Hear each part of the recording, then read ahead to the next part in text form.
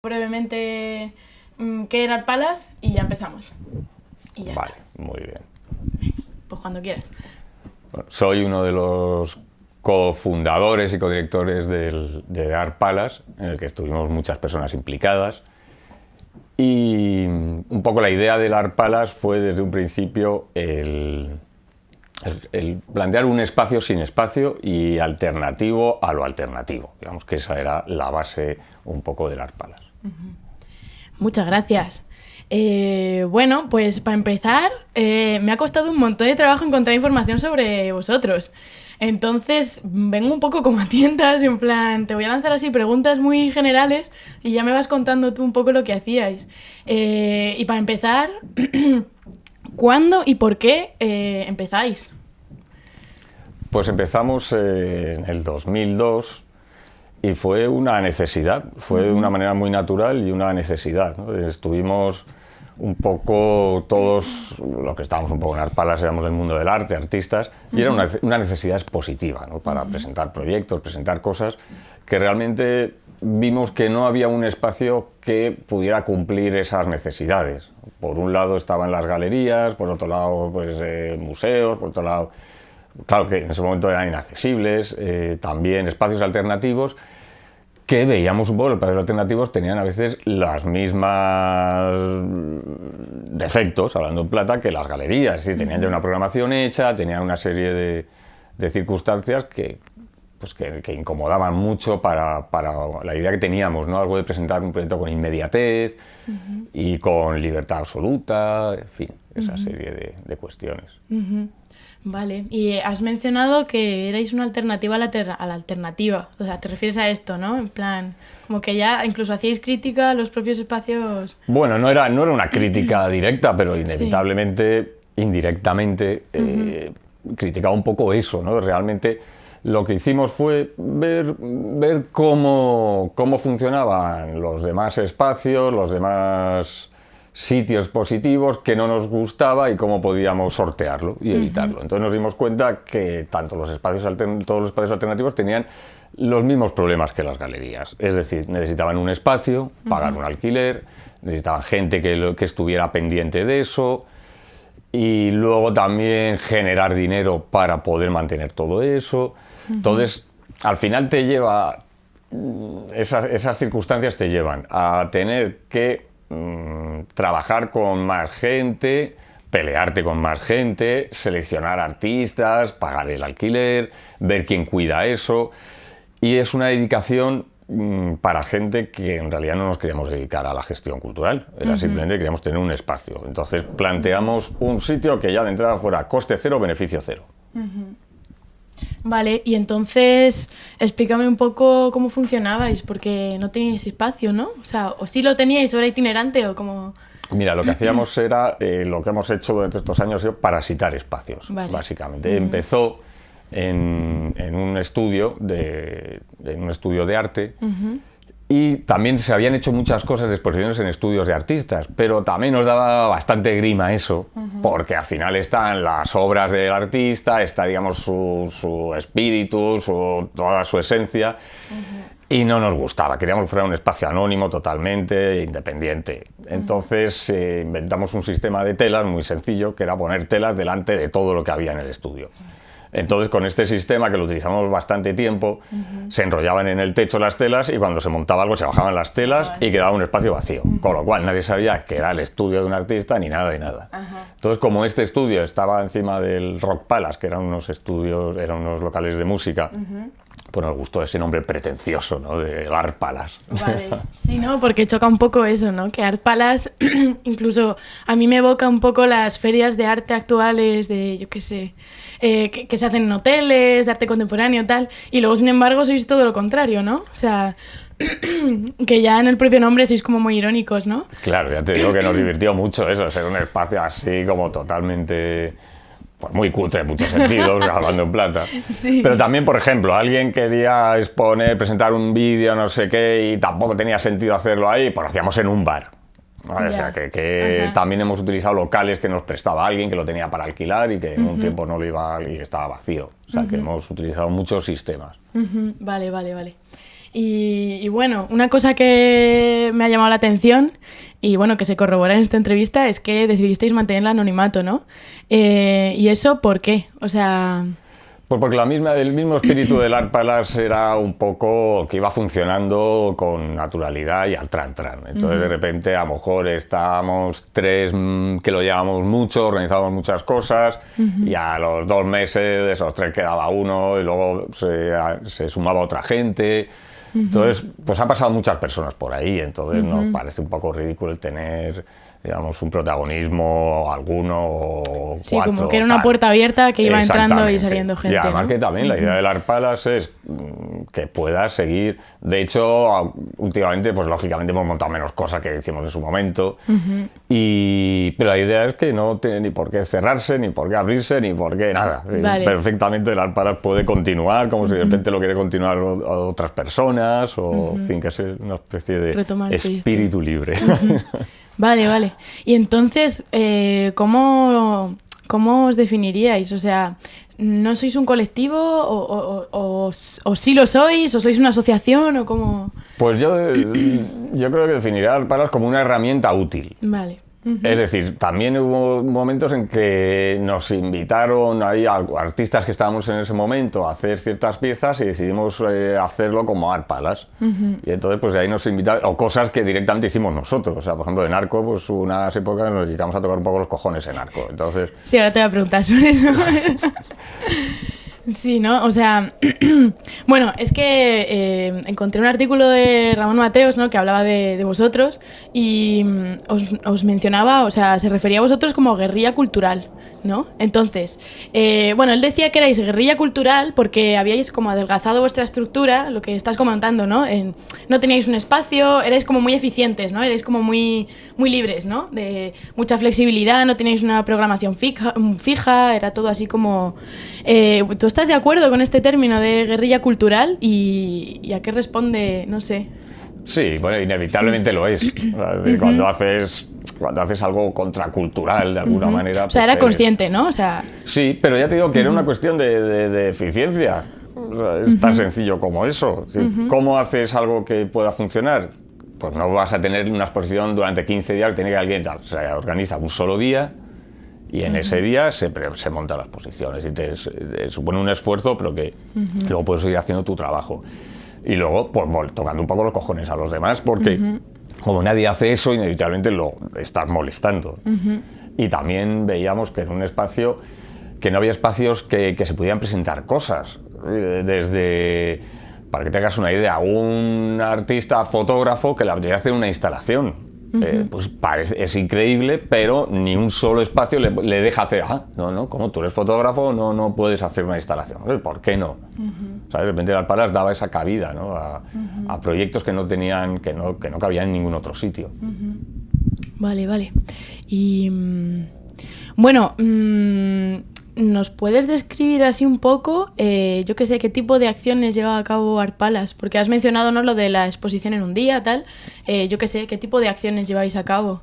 ¿Y las considerabais, o sea, eran acciones artísticas? ¿Tenían ese apellido o cómo las encuadrabais? Sí, o sea, el Palace está dirigido a los artistas, o sea, sí, son proyectos artísticos, no es otra cosa. Pero ya te digo, lo que tiene es que muchas veces nos proponían algunos proyectos que realmente no tenía sentido hacerlos en el Palace, tenía más sentido hacerlos en un espacio alternativo o en una galería, porque a lo mejor eran artistas que tenían ya unos intereses más de difusión y de promoción de su trabajo, más que en sí la pieza. Para que te hagas una idea, la primera obra que se presentó en el Art Palace fue Teresa Margolles y fue porque realmente tenía una pieza que quería hacer y no se la dejaron hacer en ningún sitio. Así, o sea, luego esa pieza la han comprado museos, pero en ese momento no, y eran unos humidificadores, o sea, un espacio vacío con 2 humidificadores, una especie de aire acondicionado simple que se utiliza en Sudamérica, que se va moviendo agua con un sistema muy rudimentario de telas y con un ventilador, pero ese agua era agua de limpiar cadáveres en la morgue. Wow. Entonces, pues eso era como, no se veía nada, en realidad es solo aire, son los 2 aparatos, y entonces era algo como, no, eso no. Qué movida, pues de repente es una pieza que te apetece presentarla, a lo mejor no es que fuera para obras, para trabajos experimentales, pero sí tú experimentar cómo funciona tu trabajo. Entonces el Art Palace daba cabida a eso. Un fotógrafo que quería hacer una instalación, una pieza que hizo un fotógrafo muy buena, era meter una calavera en un microondas durante horas, a ver qué pasaba. Esa era su pieza. Y luego, pues no tenía por qué ser marcianada, o sea, era la inmediatez. Te daba que venía un artista de Bélgica, amigo de un amigo, y decía, oye, ¿quiere presentar los vídeos? Pues se hacía una convocatoria y al día siguiente se presentaba una proyección de vídeos suyos, de piezas suyas. O sea, que daba un margen muy amplio de cosas. ¿Y la gente cómo se ponía en contacto con vosotros? ¿Os escribían un mail o de boca a boca? Nosotros, pues más o menos, era un poco de boca a boca. Prácticamente mandábamos un email el día anterior. Que es lo que pasa, que ya la gente conocía un poco actividades y cada vez iba yendo más gente. Otras veces había líos, como una vez se montaba en un sitio, otra vez en otro, a lo mejor en el sitio anterior aparecían no sé cuántas personas y ahí no había nada, porque las cosas se habían montado en otro espacio. Ajá, vale. Y bueno, ya en relación con esto, ¿teníais contacto con otros espacios en esa época? ¿Colaborabais con ellos? ¿O cómo se daba esta colaboración en los 2000, no? O sea... Sí, bueno, realmente al ser todos del mundo del arte, pues conocíamos los otros espacios y teníamos relación. O sea, que muchas veces íbamos a un espacio, a otro. Pero una colaboración directa sí, tampoco en especial, porque no... Nosotros hacíamos otra cosa. Realmente no éramos competencia de nadie. Hacíamos algo que no tenía nada que ver. O sea, de hecho, aunque por supuesto no es que inventáramos la pólvora, que esto era un sistema sencillo, pero sí que eran cosas que se hacían más esas de un solo día, son estudios de artistas en sitios ya con una personalidad, que nosotros nos quitamos eso.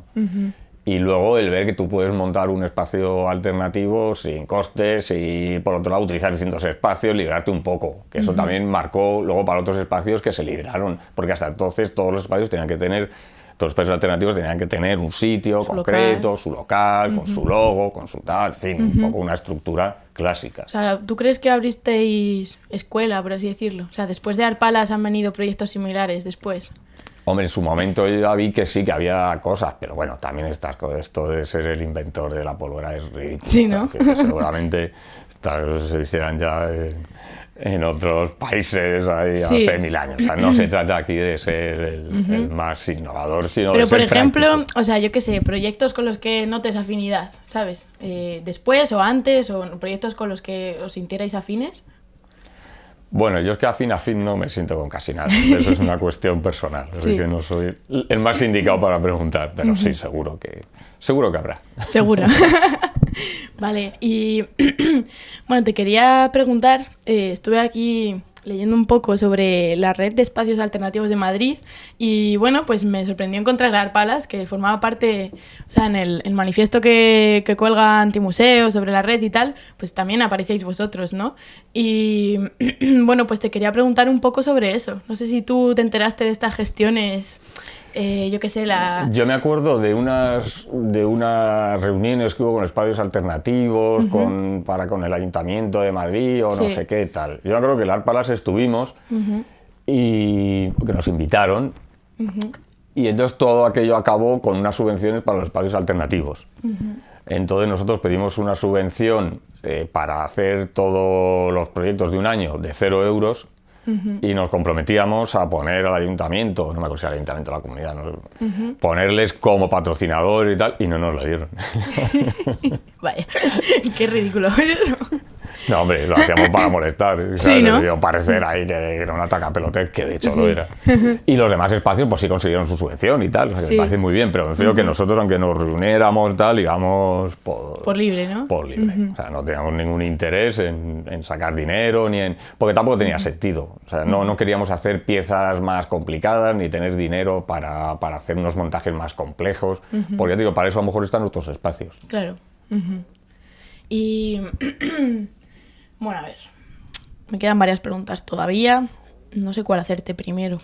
Yo creo...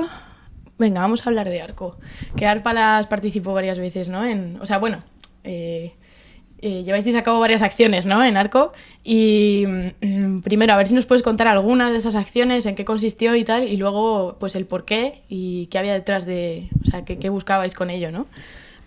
Pues mira, el arco también surgió un poco como una medio pieza así de arte que teníamos en la cabeza, entre varios, y al final la construimos entre varios. Y la primera pieza que hicimos fue un top manta de arte alternativo. Entonces pensamos como piezas que se habían hecho en el Art Palace, tal, pero al final lo que hicimos fue meter como piezas famosísimas de estas pirateadas cutremente, así miserablemente. Entonces nos presentamos y nos pusimos un top manta en pleno centro de Arco. Claro, debieron pensar que era un performance organizado, nadie nos dijo ni mu. Ya estuvimos ahí vendiendo esto hasta que aparecía la policía y salimos zumbando y tal. Ahí de Arco. ¿Os ya compraron obra? Aburridos. Sí. ¿Os compraron obra? Sí. Qué bueno. Y bueno, lo de la... También una otro acción, año, perdón, fumadores, ¿no? hicimos la zona de fumadores, sí. Y entonces era poner pegatinas, decíamos unas pegatinas vulgares y corrientes que ponía zona de fumadores. Sí. Y entonces te das cuenta de la potencia de la imagen, ¿no? De la señalética ahí, que de repente ponías una pegatina en cualquier sitio, encendías un cigarro, automáticamente venía el vigilante y en cuanto veía el cartel se daba vuelta y se iba. Mientras aparecía gente a fumar todos, tal. Luego hemos estado años usándolas en todo, en hospitales, aeropuertos. Ahora ya está más difícil. En aquella época que empezaba justo esto, que empezaban a no dejar fumar. Y luego ya los siguientes años decidimos utilizar el tener un stand fijo en Arco. Y entonces decidimos que fuera el bar. Entonces en el bar montábamos las piezas de arte. Un año montamos ahí con unas amigas que leían el futuro, echaban las cartas. Sí. Y entonces era solo para artistas, para ver cómo les iba a ir el futuro y si les merecía la pena seguir en el arte o no, o dejarlo directamente. Y yo qué sé, ¿qué os pasaba con Arco? O sea... Bueno, era una excusa para montar algo y molestar un poco. Sí, o sea, ¿no? que... ¿Pero por qué? A ver. No es nada en contra de Arco, porque Arco es lo que es. O sea, sí. Lo que pasa es que es una cosa que vas varios días, que además en esa época exponíamos mucho en Arco, o sea, que tampoco era una cosa contraria. Pues digo, en ese sentido de guerrilla ahí tampoco, pero sí una manera un poco de molestar y de romper esa estructura tan monolítica, ¿no? De Arco. Sí. Y luego, pues porque es un entorno que ahí estaba y era divertido. Luego con los años ya ni te apetece, por culo Arco, ni voy. Ya. Venga, pues vamos ya con las dos últimas. Esta se me acaba de ocurrir, pero bueno, me parece interesante. Y ya es más a, título personal. O sea, me interesa tu opinión como artista, vaya. ¿Qué opinas de la autogestión? O sea... así, en general. O sea, ¿qué te inspira la palabra autogestión en el arte? Y si lo ves una herramienta quizás como de empoderamiento para los artistas o... Bueno, autogestión yo creo que es muy amplio. Con todos sus matices, es exacto. Muy amplio, claro. Sí. Hay que generalizar ahí de todo. Porque hay mil maneras de autogestión, claro. ¿no? Pero la autogestión, ¿en qué consiste? Es decir, que tú te gestionas tu dinero o tú gestionas el dinero que te dan o tú gestionas... Es decir, es muy relativo, ¿no? No tienes que dar explicaciones a nadie, pero claro, si al final la autogestión consiste en vez de tener que dar explicaciones a un supuesto director, por ejemplo, en un espacio, y que la autogestión es un comité de 18 personas que tienes que estar peleando contra 18, pues es un coñazo. O sea, que eso depende un poco. O sea, es cómo se utilice. Claro. Es una herramienta, depende de cómo se utilice. En principio, por supuesto, está bien, no depender de nadie, pero claro. O sea, Art Palace utilizaba una fórmula de autogestión. Art Palace no llegaba al nivel ni de autogestión. O sea, ahí era de repente, oye, me apetece montar esta pieza, presentar esta pieza y tal. Pues venga, hacemos el fin de semana que viene, yo no puedo el otro, venga. Así de sencillo. Y luego, pues, a ver, pues para la inauguración, ¿tenemos dinero? ¿No tenemos dinero? Pues bueno, compramos unas botellas de whisky, unos langostinos congelados, hacíamos así. Y yo de repente, o le dabas un sablazo ahí a alguien, o el que montaba la pieza, pues si tenía algo de pelas era más compleja o tal, en fin. No, también hubo una pieza así en Art Palace con colaboración. Antonio de la Rosa presentó una pieza de lecciones magistrales y era un junkie explicando cómo se hacía a base de cocaína y cómo se hacía, bueno, unas animaladas. Entonces era en un sofá, en una mesita, explicándolo ante todo el mundo así boquiabierto y tal. Entonces, pues, para comprar ahí las sustancias, tal, creo que tenía ahí con otro espacio que le había invitado, en fin, entonces se grabó. Qué guay. Venga, pues ya te voy a dejar en paz, esta es la última. A ver, Art Palace hoy. ¿Qué ha sido de Art Palace? ¿Cómo está? Pues mira, Art Palace, ya te digo, con la misma necesidad que surgió de hacer cosas, pues luego ya había otros espacios, ya no tenía esa necesidad en principio, pero como tampoco es un espacio que se inaugurara, pues tampoco se clausura. Claro. Entonces, de repente, pues sí, nos pasa que viene un amigo mexicano que quiere presentar unas piezas y tal, y que es lo que te digo, que no quiere ni una difusión, ni quiere una cosa de promoción, ni de nada, simplemente quiere presentar un trabajo porque le apetece, y que es a lo mejor un acto íntimo, de alguna manera. Es decir, si a lo mejor incluso no quiere invitar a nadie, o a 4, pues se monta unas palas para eso, o si quiere, pues se manda un correo a 200, en fin, es un poco lo que quiera cada artista, pero ya está pensado sobre todo para piezas de arte. Entonces, igual que en su momento, en un mes podíamos hacer 300 cosas, en 6 meses no hacer nada, pues sigue igual. Vale. De repente podemos estar 4 años sin hacer nada y luego volvemos a hacer. Nos da igual, o sea, no tiene ninguna necesidad el Art Palace ni de existir ni de dejar de existir. Bueno, existir en su momento sí, pero dejar de existir tampoco, ahí está como herramienta. No se ha Si puesto es el punto necesaria, final. se retoma. Genial. Bueno, pues muchas gracias, súper interesante. Pues nada, ya está. ¡Hala!